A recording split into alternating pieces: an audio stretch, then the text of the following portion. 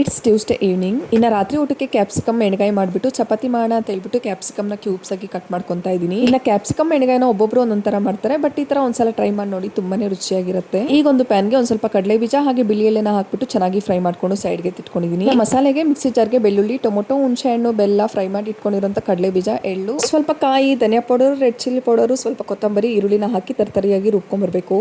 ಈಗ ಒಂದು ಕುಕ್ಕರ್ಗೆ ಒಂದ್ ಸ್ವಲ್ಪ ಎಣ್ಣೆನ ಸೇರಿಸ್ಕೊಂಡು ಎಣ್ಣೆ ಚೆನ್ನಾಗಿ ಕಾದಾದ ನಂತರ ಸಾಸಿವೆ, ಈರುಳ್ಳಿ, ಕರಿಬೇವನ್ನ ಹಾಕಿ ಚೆನ್ನಾಗಿ ಫ್ರೈ ಮಾಡಿ ನಂತರ ಕ್ಯೂಬ್ಸ್ ಆಗಿ ಕಟ್ ಮಾಡಿ ಇಟ್ಕೊಂಡಿರುವಂಥ ಕ್ಯಾಪ್ಸಿಕಮ್ನ ಹಾಕಿ ಚೆನ್ನಾಗಿ ಫ್ರೈ ಮಾಡಿಕೊಂಡು ಬಿಟ್ಕೊಂಡಿರುವಂಥ ಮಸಾಲೆನೂ ಕೂಡ ಹಾಕಿ ಎಣ್ಣೆ ಬಿಟ್ಕೊಂಬರೋವರೆಗೂ ಚೆನ್ನಾಗಿ ಫ್ರೈ ಮಾಡಿ ರುಚಿಗೆ ತಕ್ಕಂತೆ ಉಪ್ಪನ್ನ ಕೂಡ ಸೇರಿಸಿ ನಮ್ಮ ಹದ ನೋಡ್ಕೊಂಡು ನೀರನ್ನ ಕೂಡ ಸೇರಿಸಿ ಒಂದು ವಿಜಲ್ ಕೂಗಿಸ್ಕೊಂಡ್ಬಿಟ್ರೆ ಕ್ಯಾಪ್ಸಿಕಮ್ ಎಣ್ಣೆಗಾಯಿ ತುಂಬಾ ಚೆನ್ನಾಗಿ ರೆಡಿಯಾಗಿರುತ್ತೆ. ಇನ್ನು ಸುಮಾರು ಜನ ಚಪಾತಿ ಹಿಟ್ಟನ್ನ ಹೇಗೆ ಕಲ್ಸ್ಕೊಂತೀರಾ ಶೇರ್ ಮಾಡಿ ಅಂತ ಕೇಳಿದ್ರಿ, ಸೊ ಹಂಗಾಗಿ ಶೇರ್ ಮಾಡ್ತಾ ಇದ್ದೀನಿ. ಹಿಟ್ಟಿಗೆ ಒಂದು ಸ್ವಲ್ಪ ಉಪ್ಪು ನೀರು ಹಾಕ್ಬಿಟ್ಟು ಹಿಟ್ಟನ್ನ ಒಂದು ಸ್ವಲ್ಪ ಗಟ್ಟಿಯಾಗಿ ಕಲಸಿಟ್ಕೋಬೇಕಾಗುತ್ತೆ. ಹಾಗಂತ ತುಂಬಾ ಗಟ್ಟಿಯಲ್ಲ ತುಂಬಾ ತೆಳುವಾಗೂ ಅಲ್ಲ, ಮೀಡಿಯಂ ಆಗಿ ಕಲಸಿಟ್ಕೊಂಡು ಈ ತರ ಒಂದು ಪ್ಲೇಟ್ನ ಮುಚ್ಚಿಬಿಟ್ಟು ಒಂದು ಸ್ವಲ್ಪ ಹೊತ್ತು ಬಿಟ್ಬಿಟ್ಟಿದ್ದೀನಿ. ಇನ್ನು ಚಪಾತಿ ಹಿಟ್ಟನ್ನ ಲಟ್ಟಿಸ್ಬೇಕಾದ್ರೆ ಒಬ್ಬೊಬ್ರು ಒಂದೊಂದರ ಲಟ್ಟಿಸ್ಕೊಂತಾರೆ. ನಾನು ಈ ತರ ಎಣ್ಣೆನ ಸೋರ್ಸ್ಬಿಟ್ಟು ಈ ತರ ಫೋಲ್ಡ್ ಮಾಡ್ಕೊಂಡು ಚಪಾತಿ ಹಿಟ್ಟನ್ನ ಲಟ್ಟಿಸ್ಕೊಂತೀನಿ. ಚಪಾತಿ ಹಿಟ್ಟನ್ನ ಒಂದು ಸ್ವಲ್ಪ ಮಂದಕ್ಕೆನೆ ಲಟ್ಟಿಸ್ಕೊಂತೀನಿ. ಸೊ ಇದರಿಂದ ಚಪಾತಿ ಅನ್ನೋದು ತುಂಬಾ ಚೆನ್ನಾಗಿ ಉಬ್ಬತ್ತೆ, ಮತ್ತೆ ತಿನ್ನೋದಕ್ಕೂ ಅಷ್ಟೇ ತುಂಬಾನೇ ಸಾಫ್ಟ್ ಆಗಿರುತ್ತೆ. ಇನ್ನು ಎರಡು ಕಡೆ ನಾರ್ಮಲ್ ಆಗಿ ಸಿಂಪಲ್ ಆಗಿ ಫ್ರೈ ಮಾಡ್ಕೊಂಡ್ಬಿಟ್ರೆ ಇನ್ನು ಸಕ್ಕ ಟೇಸ್ಟಿ ಆಗಿರುವಂತ ಸಕ್ಕ ಸಾಫ್ಟ್ ಆಗಿರುವಂತ ಚಪಾತಿ ತುಂಬಾ ಚೆನ್ನಾಗಿ ರೆಡಿ ಆಗೋಗಿರುತ್ತೆ. ಚಪಾತಿಗೆ ಕ್ಯಾಪ್ಸಿಕಮ್ ಎಣ್ಗಾಯಿಗಂತೂ ಒಳ್ಳೆ ಕಾಂಬಿನೇಷನ್, ತುಂಬಾನೇ ರುಚಿಯಾಗಿ ಬಂದಿತ್ತು. ನೀವು ಕೂಡ ಒಂದ್ಸಲ ಟ್ರೈ ಮಾಡಿ ನೋಡಿ, ನಿಮಗೂ ಕೂಡ ಇಷ್ಟ ಆಗ್ಬೋದು. ಇನ್ನು ನಾಳೆ ಅಡುಗೆಗೆ ಏನೇನು ಬೇಕೋ ಅದನ್ನ ಹಿಂದಿನ ದಿನನೇ ಈ ತರ ಕಟ್ ಮಾಡ್ಕೊಂಡು ಒಂದು ಬಾಕ್ಸ್ ಅಲ್ಲಿ ಹಾಕ್ಬಿಟ್ಟು ಫ್ರಿಜ್ ಅಲ್ಲಿ ಸ್ಟೋರ್ ಮಾಡಿ ಇಟ್ಕೊಂಡ್ಬಿಡ್ತೀನಿ. ಸೊ ಇದರಿಂದ ಬೆಳಿಗ್ಗೆ ಹೊತ್ತು ಜಾಸ್ತಿ ಗಡಿಬಿಡಿ ಅಂತ ಅನ್ಸಲ್ಲ, ಮತ್ತೆ ಅಡುಗೆನೂ ಕೂಡ ತುಂಬಾ ಫಾಸ್ಟ್ ಆಗಿ ಆಗ್ಬಿಡುತ್ತೆ. ಇನ್ನು ಅಡುಗೆಗೆ ಏನೇನು ಬೇಕೋ ಅದನ್ನ ಕೂಡ ಕಟ್ ಮಾಡ್ಕೊಂಡು ಅಡುಗೆ ಕೆಲಸ ಎಲ್ಲ ಮುಗಿಸಿದ್ದಾದ್ಮೇಲೆ ಊಟ ಕೂಡ ಎಲ್ಲರೂ ಮುಗಿಸ್ಕೊಂಡು ಕಿಚನ್ ಕಂಪ್ಲೀಟ್ ಕ್ಲೀನ್ ಮಾಡ್ಕೊಂಬೇಡ ಅಂತ ಹೇಳ್ಬಿಟ್ಟು ಕಿಚನ್ ಕೂಡ ಕಂಪ್ಲೀಟ್ ಕ್ಲೀನ್ ಮಾಡ್ಕೊಂಡೆ.